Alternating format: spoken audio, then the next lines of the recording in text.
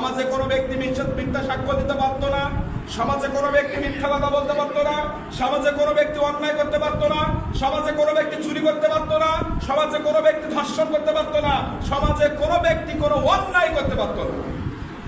সম্মানিত মুসলিম ভাই, আমরা কোনো না কোনো ক্ষেত্রে প্রত্যেকটা মানুষের আমাদের দায়িত্ব কোনো না কোনো ক্ষেত্রে গ্রাম থেকে শুরু করে পার্লামেন্ট পর্যন্ত আমরা অনেক সময় অনেক সাক্ষ্য দিয়ে থাকি, অনেক সময় অনেক কথা দিয়ে থাকি, অনেক সময় অনেক কাজ করে থাকি। আপনি যখন গ্রামের মাহত হয়েছেন, আপনি গ্রামের মোড়ল হয়েছেন, আপনি এক জায়গায় বিচার করতে গেলেন, আপনি সেখানে ধনী গরিবের পার্থক্য বুঝিয়ে পার্থক্য করে আপনি বিচার করলেন। এই যে বিচারটুকু আপনি করলেন, এই বিচারের জন্য কাল কিয়ামতের দিনে আপনাকে কাঠ করা দায়িত্ব হবে। আরে মিয়া, আপনি যেখানে বিচার করতে পারবেন না, বেলে হাজার মতো সেখানে যাবেন না। আপনি ইমাম আবু হানিফা চরিত্র খুঁজে দেখেন, উনি বিচার ফয়সালা করতে পারবেন না, সেই জন্য উনি যে দায়িত্ব ওনাকে দেওয়া হয়েছিল সেই দায়িত্ব থেকে তিনি অব্যাহত নিয়েছিলেন, আর এই অব্যাহত নেওয়ার কারণেই তাকে কারাগারে নিক্ষেপ করা হয়েছিল। আপনি সমাজের একজন সম্মানীয় ব্যক্তি, সমাজের যে কোনো কিছু হলে আপনাকে ডাকা হয়, আপনি সেখানে দেওয়ানগিরি করতে যান, কিন্তু সেখানে গিয়ে 500, 1000, 2000, 5000 টাকার বিনিময় আপনি ধনী গরিবের মধ্যে যে বিচার হওয়া প্রয়োজন সেই বিচারটা না করে আপনি গরিবকে আরো গরিব বানিয়ে দিলেন, গরিবকে আরো মারলেন, ধনীর পক্ষে সাক্ষ্য দিলেন।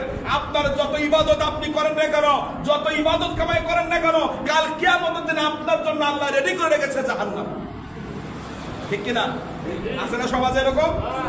আল্লাহর সূরা নিসার, কুরআন মাজিদের সূরা নিসার 135 নম্বর আয়াত, ওই সমস্ত ব্যক্তিদেরকে পড়তে বলবো আমি যে আপনারা মোরল হয়ে গেছেন, আপনারা বিচারপতি হয়ে গেছেন, আপনারা বিচার করবেন ভালো কথা, কিন্তু আপনাদেরকে বিচার করতে হবে কোরআন দিয়ে, আপনাদেরকে বিচার করতে হবে ন্যায়সঙ্গত, আপনাদেরকে বিচার করতে হবে হকের পক্ষে, আপনাকে বিচার করতে হবে সত্যের পক্ষে।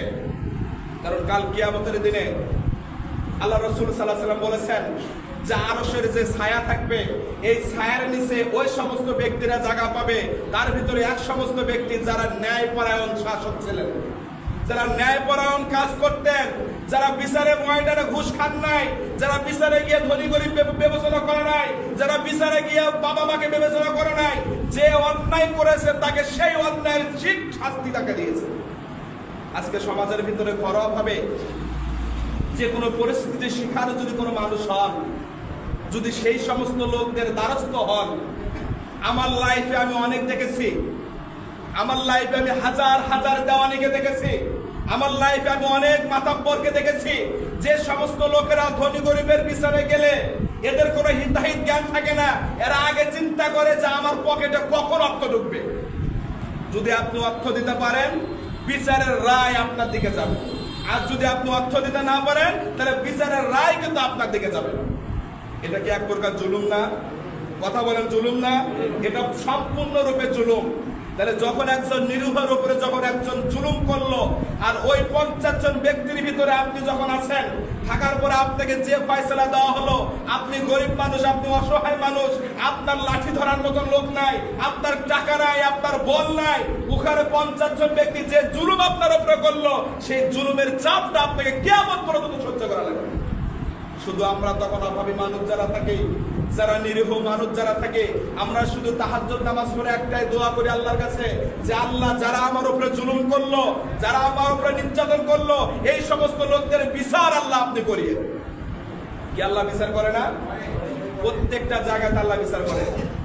আল্লাহর কসম করে বলতেছি, যে সমস্ত লোকেরা এই সমস্ত কাজ করে, আমার নিজের চোখে দেখে একজন কৃষক, একজন ভ্যান চালক যত সুন্দর করে জীবনযাপন করে, ওই সমস্ত লোক কুকুরের চাইতে খারাপ জীবনযাপন করে তারা।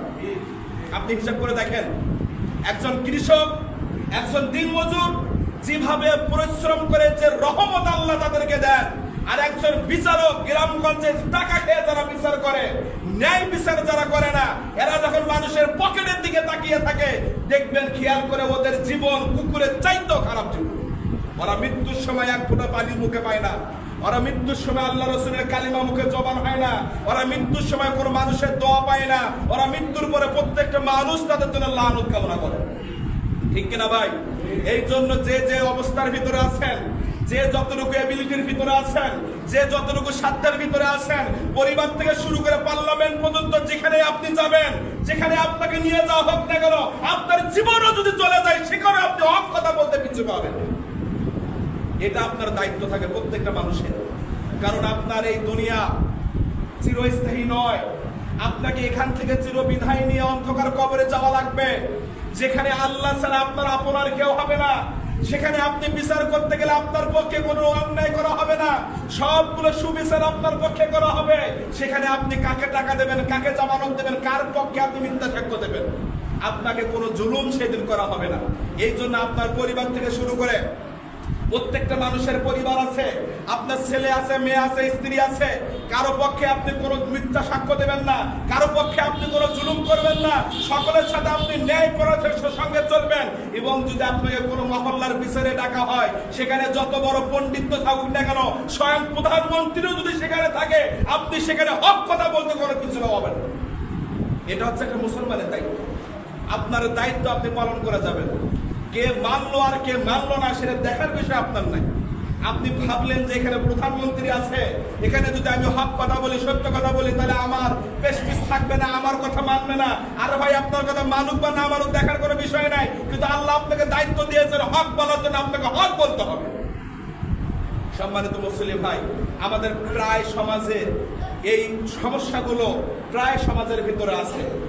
যে ধনী যারা আছে, অভাবী যারা আছে, গরিব যারা আছে, আপনি পার্লামেন্ট থেকে শুরু করে সামাজিক থেকে শুরু করে পার্লামেন্ট পর্যন্ত চলে যান, আপনি অভাবী মানুষ, আপনি গরিব মানুষ, আপনার পক্ষে আপনি কোনো লোক পাবেন না, আপনার পক্ষে আপনি কোনো সাক্ষ্যদাতা পাবেন না।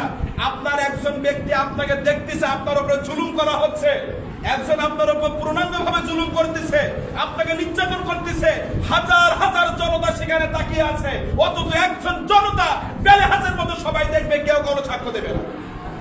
ঠিক কিনা? কেউ দেবে না, কারণ তারা ভাবে যে ওই সমস্ত ব্যক্তিরা হচ্ছে বড়লোক, তাদের অর্থ আছে, টাকা আছে, তারা যে কোনো কিছু করতে পারে, আমি যদি সাক্ষ্য দেই তাহলে আমার অস্তিত্ব থাকবে না। আরে মিয়া, আপনার অস্তিত্ব থাকুক বা না থাকুক, এমনও হতে পারে আপনি একটা সঠিক সাক্ষ্য দেওয়ার কারণে আল্লাহ আপনার জীবনের সমস্ত গুনাহ মাফ করে দেবে। কিন্তু সম্মানিত মুসলিম ভাই, আমরা ভয় করি, আমরা ভীতু মানুষ।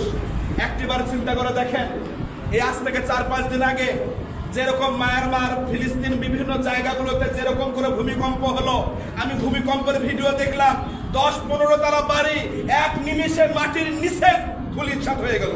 আপনি মসজিদের ভিতরে অবস্থান করতেছেন, আপনি মিথ্যা সাক্ষ্য দিয়ে মসজিদের ভিতরে আসলেন, আপনি জুলুম করে আসলেন, নির্যাতন করে আসলেন, এমনও হতে পারে যে কোনো সময় এখানে ভূমিকম্প হতে পারে, আপনার পুরো ছাদ আপনার মাথার উপরে। আপনি জবাব দেবেন কি তার কাছে? হতে পারে না এরকম? বিজ্ঞানীরা চিন্তা ভাবনা করতেছে বাংলাদেশে যে কোনো সময় বড় ধরনের ভূমিকম্প হতে পারে। তা মনে করেন আল্লাহ না করে এখনই ভূমিকম্প হয়ে গেল, আপনি বাহির থেকে আসলেন, মিথ্যা